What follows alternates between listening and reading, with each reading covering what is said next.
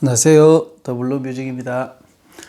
오늘은 우리가 악기 연주를 할 때 이것만은 하지 말자, 이것만은 주의하자 하는 내용으로 얘기를 나눠보도록 하겠습니다.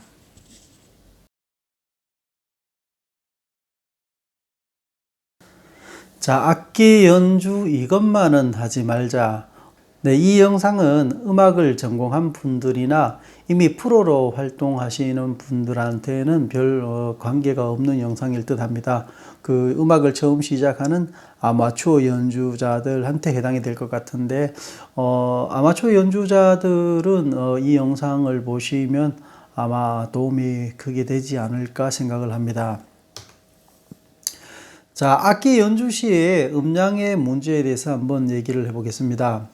우리가 흔히 크게 연주를 해야 될 부분, 다시 말하면 솔로 부분이나 솔로 부분이 아니더라도 이 부분은 커야 되겠다 싶은 부분들에 대해서 과도한 음량을 내세워서 연주하는 것을 많이 볼 수 있습니다. 그 과도한 거라고 말씀을 드리자면, 예를 들어서 폴테라는 악상 기호가 있을 때 거의 내에 있는 힘을 다해서 분다든지 이런 과한 부분을 얘기를 하는 것입니다. 하지만 저는 제가 지휘를 하면서 그 연주단들한테 늘 부탁드리는 말씀이, 어떠한 경우라도, 그러니까 음악의 전체 멤버가, 오케스트라의 전체 멤버가 그러니까 스포르자토, 가장 큰 소리로 연주를 하더라도 70% 이상은 넘기지 말라고 주문을 합니다.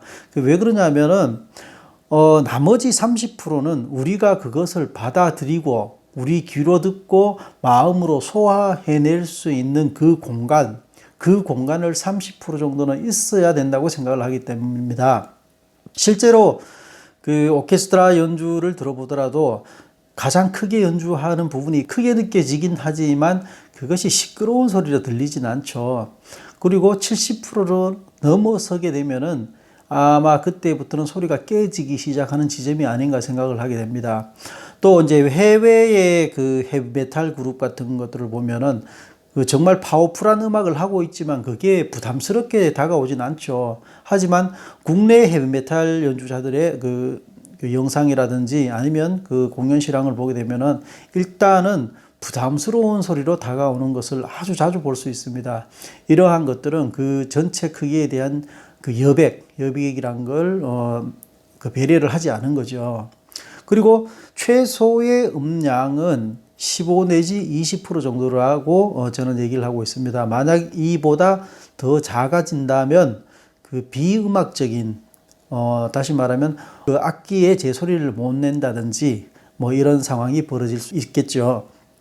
그래서 그 사이에 어떤 악상교도 우리가 흔히 많이 사용하는 메조 피아노나 메조 폴테 음량은 30%, 40% 정도로 보고, 그 사이에 또 여러 가지 악상기호들이 있죠. 메조 폴테 위로는 폴테도 있고 폴테시모도 있고, 이것들이 다 끼어들 수 있는, 표현할 수 있는 그런 배려, 그래서 그걸 나누는 그 정도들도 아주 섬세해야 되지 않을까 생각합니다. 그래서 전체적인 음량을 보면은 최소 15에서 최대 70으로 봤을 때 이 사이에 우리가 흔히 사용하는 악상 기호만 해도 아마 9개에서 10개 정도가 될 겁니다. 그러면 한 개당 어떤 그 차이를 보면은 한 15에서 70 같으면 55죠. 만약에 10개의 악상 기호를 사용한다고 봤을 때 5.5% 정도가 해당하지 않나 생각합니다. 물론 산수적인 계산이지만 이렇게 섬세하게 그 사이를 나누어 줘야 될 필요가 있다는 것을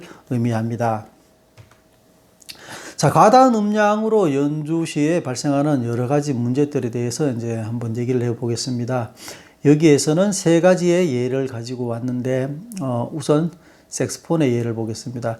이거는 딱히 색스폰뿐만 아니라 모든 관악기들이 모든 관악기에서 발생할 수 있는 문제들이죠. 자, 일단 그 악기들은 그 입으로 불어넣는 바람의 강도가 너무 세거나 너무 약하게 되면은 음정에 문제가 생기게 되기 시작하죠. 그래서 특별히 그 부는 악기들은 특별히 그 음감을 길러야 되는 그런 문제들이 있습니다. 이런 문제는 기타나 피아노 같은 경우에는 해당 사항이 없죠. 사실 기타 같은 경우에는 프렛이 있는 곳을 눌러주면은 거의 특별한 문제는 발생하지 않는다고 봐야 되겠죠. 그래서 색소폰 같은 경우에 특히 그 원뿔형 악기이기 때문에 더 음정에 문제가 발생합니다. 그리고 색소폰 같은 경우에는 요즘 그 생활 음악이 뭐 전국적으로 히트를 하면서 많은 분들이 색소폰을 시작하는데 이 색소폰 같은 경우에 지도하는 분들이 좀 섬세한 어떤 가르침이 필요한데 사실 지도하는 분들이 그렇게까지 그런 것들을 섬세하게 지도를 하지 못하고 있는 듯합니다. 바로 그 음량의 문제죠. 그래서 뭐 대중음악은 뭐 클래식이 아니기 때문에 조금 강하게 해야 된다 뭐 이런 얘기들을 하시는데 절대로 그런 문제는 아니죠. 대중음악도 물론 뭐 클래식 주법에 비해서 약간 거칠다는 면이 있을 수도 있지만 그것이 부담스러울 정도의 거친 소리는 안 되는 거죠. 그래서 색소폰을 연주를 하더라도 옆에서 들어줄 수 있는, 감상할 수 있는 정도의 음량이면 충분하지 않을까 생각합니다. 근데 대부분 그 감상의 수준을 넘어서 시끄러워서 옆 사람이 도망갈 정도의 그런 음량들로 부는 것들을 많이 볼 수 있습니다. 한편으로는 또 그런 음량 때문에 다른 악기들하고 앙상블이 안 되는 예를 많이 볼 수 있죠. 그래서 특히나 이제 색소폰이 뭐 5명, 6명이 모여서 부는 경우에 이제 음정 문제도 발생할 뿐더러 그 앙상블의 문제도 심각하게 되는 거죠. 자, 두 번째 예로는 기타를 보겠습니다. 기타의 경우에도 뭐 색소폰의 경우와 크게 다르지 않은데 우리가 그 기타를 안고 스트로크를 시작할 때 정말 손에 피크를 쥐고 최소한의 힘만으로도 이렇게 내리치면은 충분히 부드러우면서도 작은 소리가 나게 됩니다. 그런데 그 부드럽고 작은 소리가 충족을 시키지 못해서 그런지 몰라도 자꾸 세게 쳐서 뭔가를 표현해야 된다는 그런 생각을 갖고 있는 듯 합니다. 그러다 보니까 특히나 기타 같은 경우에는 그 지판하고 줄의 그 간격이 좁아지면은 약간의 타격이 세져도 파열음이 생기게 되죠. 깨지는 음이 생기게 됩니다. 그래서 그런 것들을 배려를 해줘야 되는데 배려를 하지 못하고 그 피크로 세게 치는 경우를 아주 많이 볼 수 있습니다. 그리고 또 기타 같은 경우에는 그 스트로크를 하는 포지션에 따라서 음색이 달라지게 됩니다.